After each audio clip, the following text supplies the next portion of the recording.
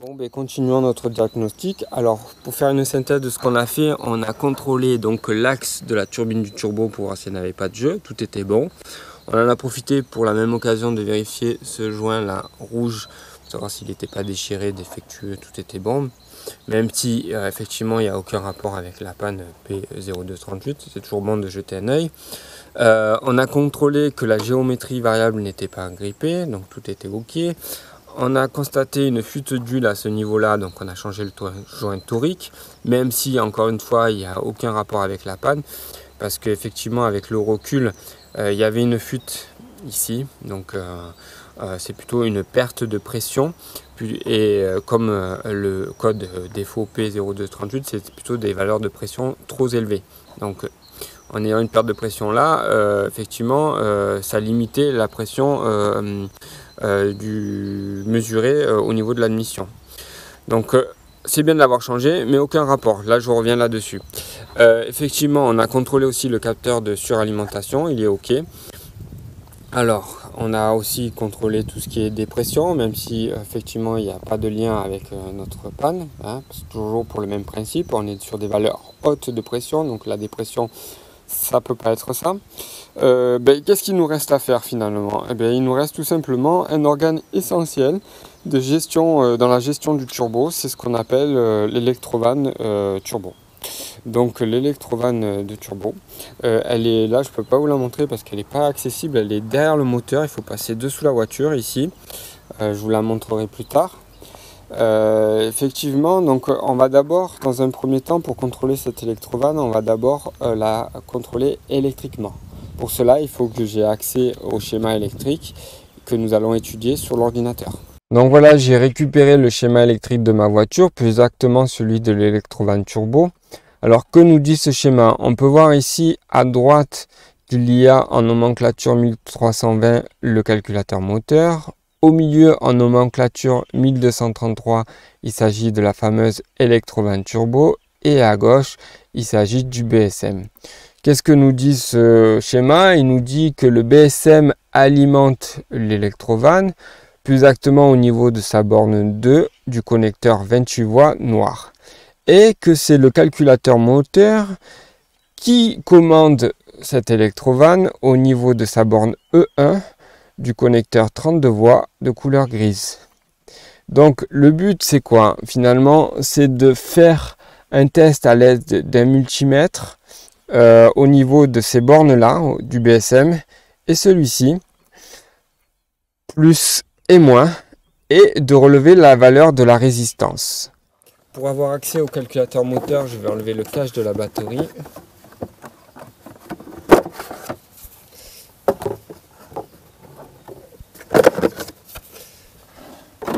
Le calculateur moteur est ici. Et pour avoir accès au BSM, cette fois-ci, j'enlève le cache qui est situé à droite de la batterie. Le cache en plastique, c'est la boîte à fusible en fait, tout simplement.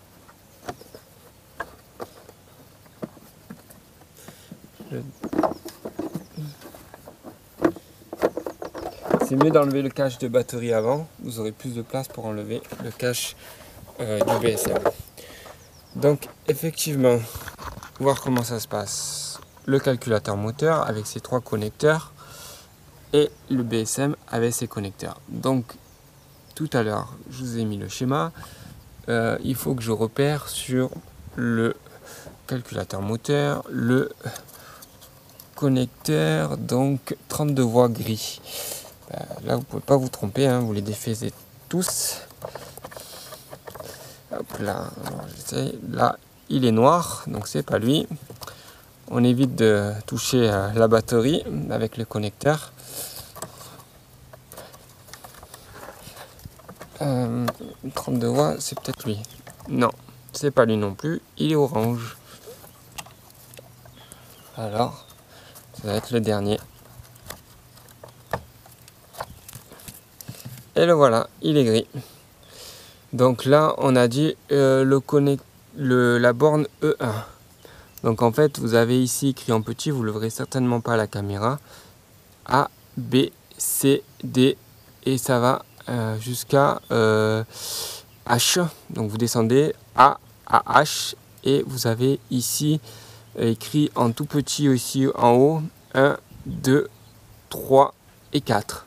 Donc le E1 est ici. Voilà, on va pointer ici au niveau de la pointe noire qui représente la masse.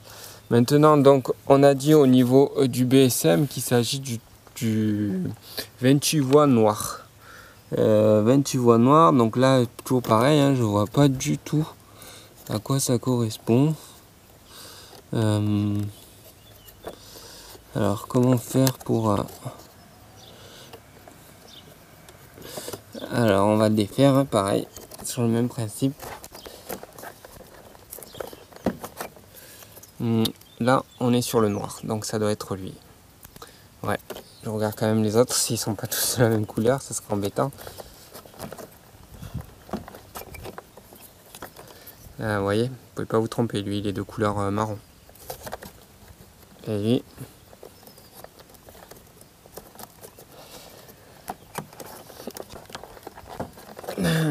Et lui, il est de couleur grise. Donc c'est bien le premier que je vous ai montré. Allez, je remonte cela pour pas les laisser comme ça. Donc là, au niveau du BSM, on a dit le connecteur 2. Toujours sur le même principe, vous retournez le connecteur et vous allez avoir des indications. En l'occurrence là, toujours pareil, vous ne les verrez pas au niveau de la caméra, c'est écrit tellement petit, mais moi je vais vous le dire, là vous avez du 1, du 5, du 6, du 18, du 19 et du 20. En gros, il y a 3 lignes, 1 à 5, deuxième ligne qui va de la borne 6 à 18 et la troisième ligne qui va de la borne 19 à 28. Donc là, nous, ce qui nous intéresse, c'est la borne 2, donc c'est celle-ci. Donc je vais mettre la pointe rouge, pointe positive sur cette borne-là. Et on va relever la valeur. Bon, sur le connecteur gris du calculateur, la borne E1 est tellement petite que pour prendre la mesure avec mon multimètre, j'ai mis une petite épingle. Hein. Je vais pointer directement sur l'épingle, je l'ai enfoncé dans la borne. Donc je disais effectivement qu'on va utiliser un multimètre.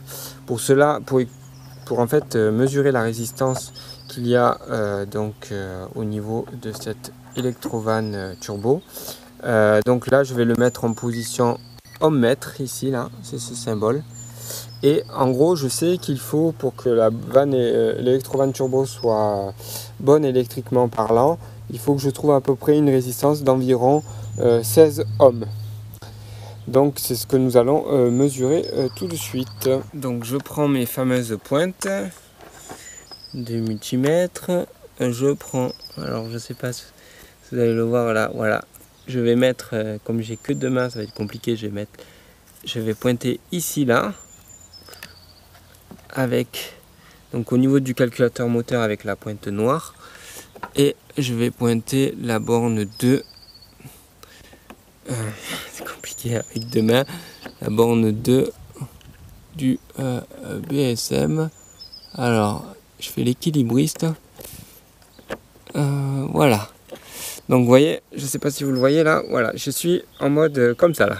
Et vous avez la valeur du coup qui apparaît devant vous sur le multimètre et on est bien à 16,05 on va dire. Donc ça veut dire que, alors attendez, là c'est compliqué. Voilà, on est à 16 ohms à peu près, hein. Donc ça varie un peu. Donc ça veut dire que électriquement mon Electrovan Turbo est bonne, c'est la valeur que j'attendais.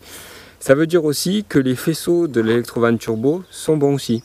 Parce que mine de rien, là je ne teste pas directement sur le connecteur de l'Electrovan. Pour des raisons pratiques, je vais jusqu'au faisceau électrique. Et étant donné que j'obtiens la bonne valeur, ça veut dire que le faisceau électrique de l'Electrovan Turbo ne sont pas coupés, quoi. Donc je fais en gros une pierre deux coups, quoi. Voilà. Bon, écoutez, donc l'Electrovan électriquement est bonne. Maintenant, on va tester si mécaniquement c'est bon aussi. Et pour cela, je vais avoir besoin de Jackbox, plus exactement de l'actionneur de l'Electrovan sous Jackbox.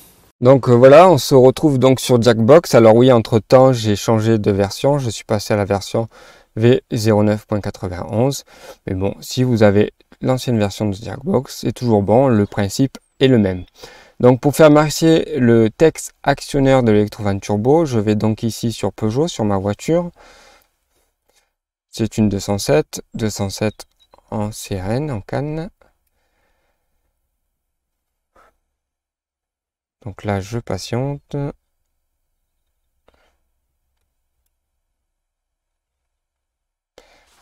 Ma voiture est bien identifiée, donc je valide. Je vais ici sur Jackbox, je clique.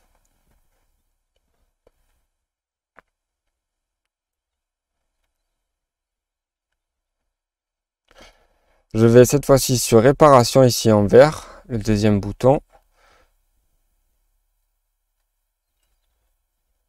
Je vais sur la deuxième ligne, le calculateur contrôle moteur, hein, c'est bien là qu'il y a l'actionneur de l'Electrovan Turbo. Donc je sélectionne la deuxième ligne, puis je vais en bas à droite et je clique sur valider.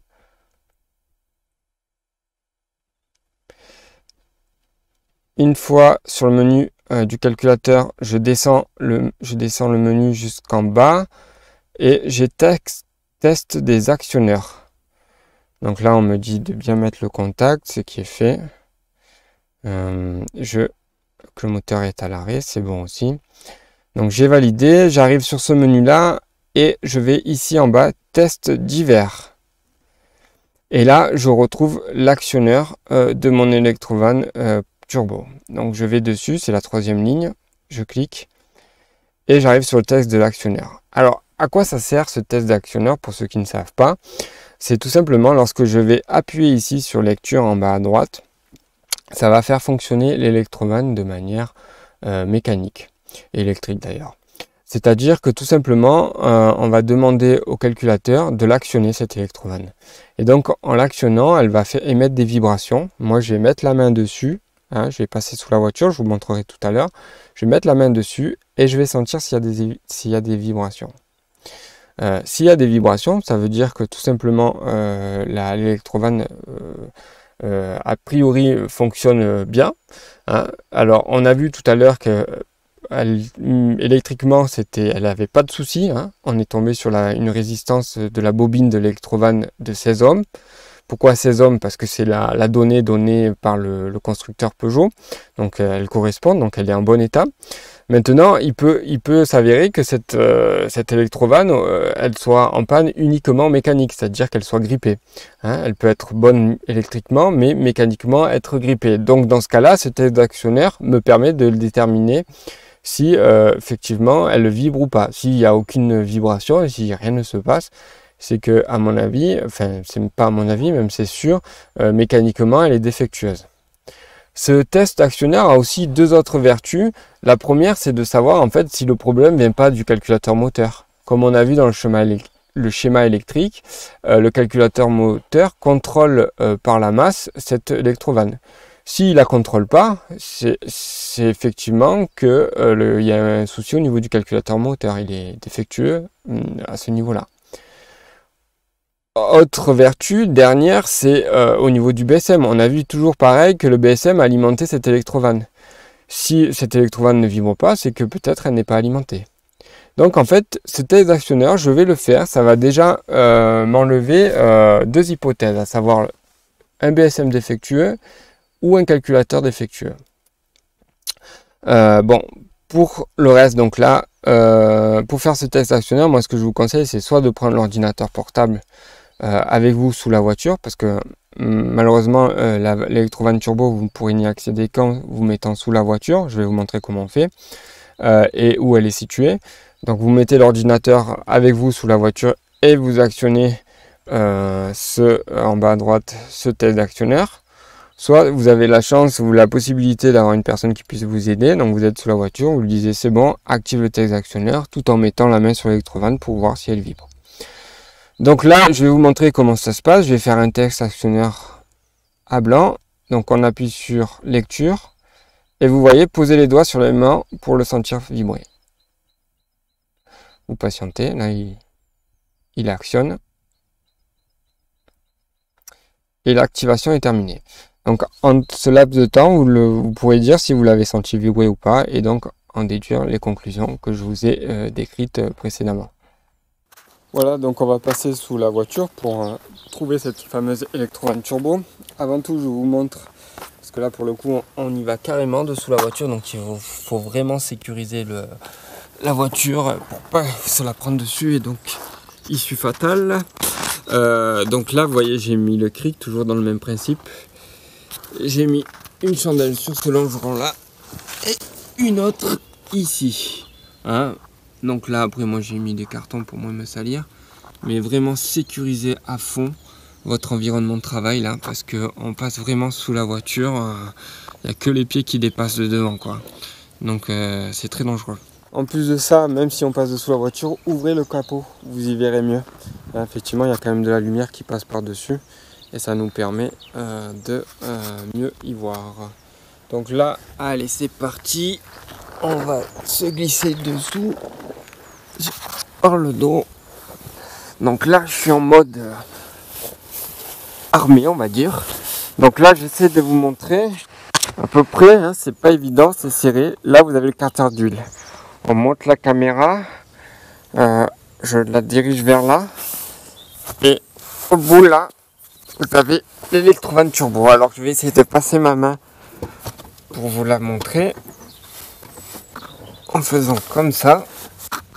Ici là, je sais pas si vous voyez, ici là c'est l'Electrovan Turbo avec pour le coup ici la durite de mise en air devant, celle que je dise pas de bêtises, celle qui va au niveau de la wastegate et celle qui va au niveau de la pompe à vide. Donc là voilà, vous mettez la main, alors la main, regardez par où je la passe. Là vous avez la roue ici, vous avez, oh, c'est pas pratique, vous avez la roue et vous avez donc tout ce qui est, enfin voilà, je la passe par là en fait, voilà, la roue, donc je reviens ici, je mets la main dessus et je fais le test de l'actionneur tout en mettant la main dessus. Alors moi je suis seul, je l'ai déjà fait ce test d'actionneur. Et ce que j'ai ressenti, déjà il y a eu un petit bruit, ça fait comme ça, et j'ai senti des à-coups. Alors j'ai quand même un doute parce que effectivement il y a eu quelque chose, hein. On ne peut pas dire qu'il n'y a eu rien. Ça me laisse un doute parce que elle n'a pas vraiment vibré quoi. Elle a fait des à-coups un peu bizarres. Donc ça m'a mis le doute, je ne sais pas encore, sur le fait qu'elle soit en panne mécaniquement. Maintenant, le fait qu'elle ait eu des à-coups quand même, ça me permet de dire que le calculateur et le BSM est en bon état. Voilà. Donc je vais essayer là pour le coup de débrancher. Alors pourquoi elle peut être défectueuse mécaniquement? Parce que je vois que ça maintenant, hein, ces à-coups m'ont vraiment mis le doute. C'est peut-être parce que vous savez, vous avez un filtre là que je vais vous montrer en remontant.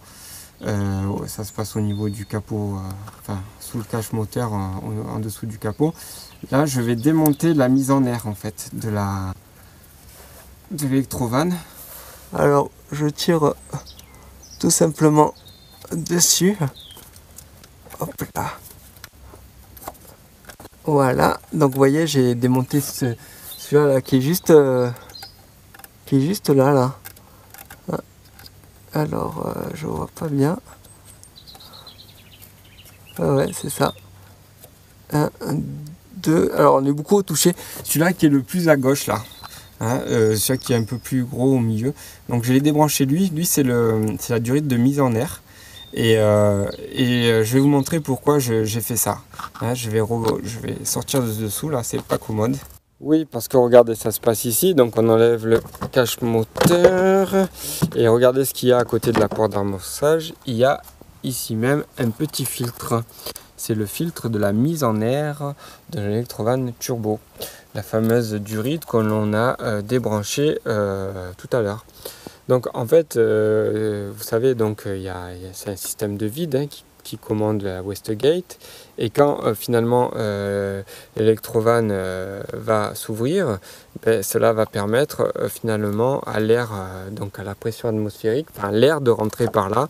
Et donc on n'est plus dans un circuit de dépression, quoi. Donc effectivement, si ce filtre est bouché, vous serez continuellement en dépression parce que l'air atmosphérique ne pourra pas rentrer par là. Donc le fait de débrancher la durite comme j'ai fait tout à l'heure, ça me permet déjà d'évaluer ou pas si ce filtre est bouché. Donc ce que je vais faire, c'est un essai routier avec cette durite débranchée, hein, et voir si j'ai toujours ce problème en accélérant bien, voir si j'ai toujours ce problème de code défaut P0238. Décidément, cette voiture a envie de m'embêter. J'ai fait mon essai routier avec la mise en air débranchée et bien sûr au préalable j'avais effacé le code défaut, j'ai fait une accélération et j'ai toujours ce code P0238 qui est apparu.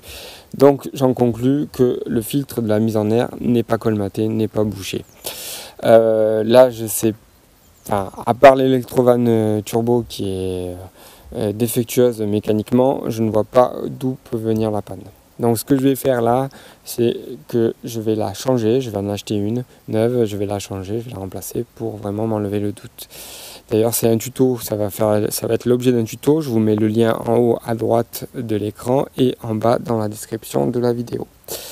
Bon, donc vous l'aurez compris, là je vais remplacer l'électrovanne et moi je reviens de suite après pour vous dire si cela a fonctionné. Ça y est, j'ai changé l'électrovanne turbo par une neuve. J'ai effacé les codes défauts et là je suis en train de faire un essai routier avec cette nouvelle électrovanne.